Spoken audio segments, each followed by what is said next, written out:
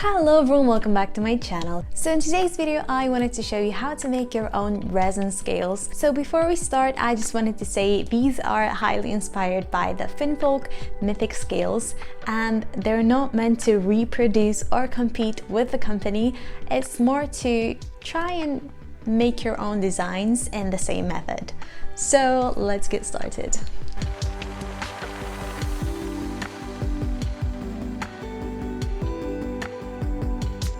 First, you're gonna need some polymer clay to make your scale shapes. And once you're done sculpting, you'll want to bake them according to your polymer clay baking instructions. After letting them cool for some time, I like to glaze my scales with some UV resin or UV gel top coat to make them shiny. This will help make your mold shiny as well.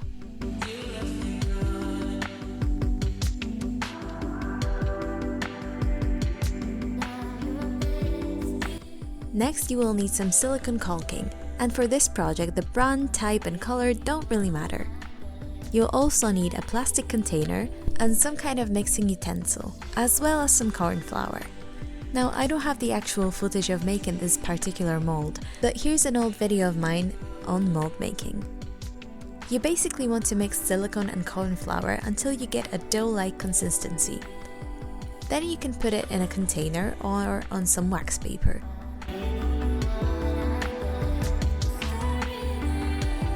Sprinkle some more corn flour on top, or rub a mix of dish soap and water on top to make the mold more shiny, and press your scales into the silicone.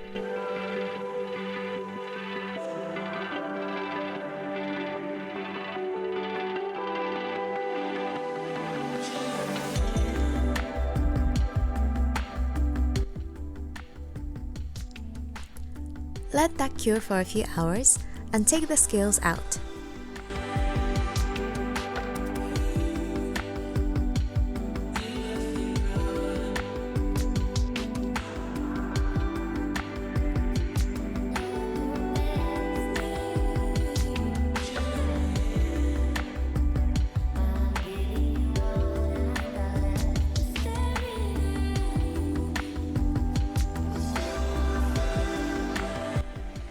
This is your mold done. What I like to do when working with resin is make sure my molds are clean and dust free. I use some sellotape to get rid of any dust particles.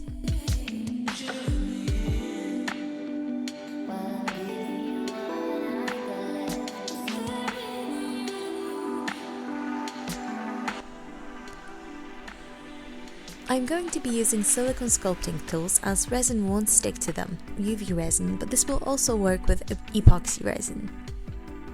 And my Arteza mica powders. Here's an old design with a hole. You'll want to include that if you want to use these for jewellery or sew them onto things. You can also drill a hole in the resin pieces, but that's just more work. And here I have my very first samples from over a year ago. I'm also going to be using this UV gel top coat to glaze the resin scales and make them extra clear and shiny.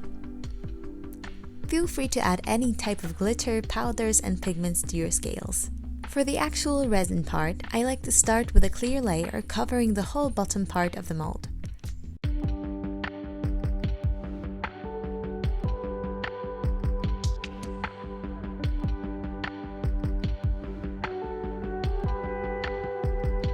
I move it around and use my sculpting tools to help spread it. Then I cure it for about a minute.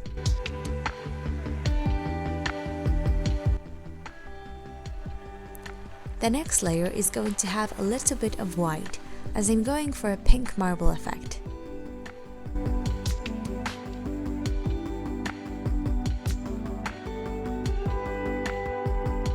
I use the tool again to make little lines and then cure it. The next layer is going to be the main color, this light pearlescent pink. Make sure to mix it well to avoid any pigment clumps, but don't mix too fast as you might get some air bubbles.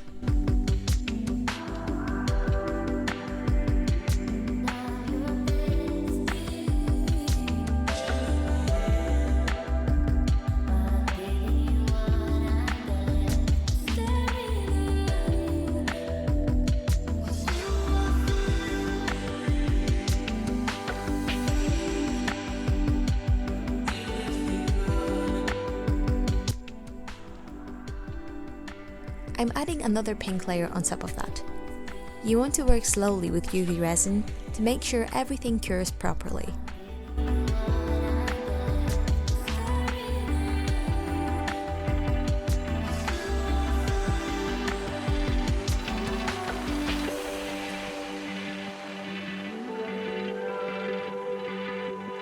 And it's time to unmold it.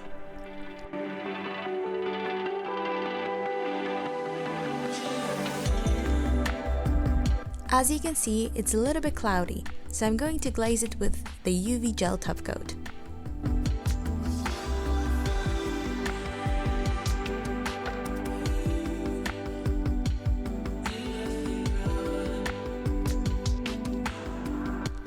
That's better. Now I'm just fixing any imperfections with some cuticle clippers. And I'm going to sand the edges so they're nice and smooth.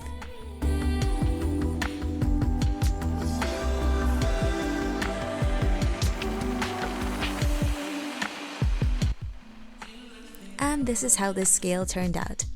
Here I have a few more with different pigments, effects and glitters, so feel free to experiment with that.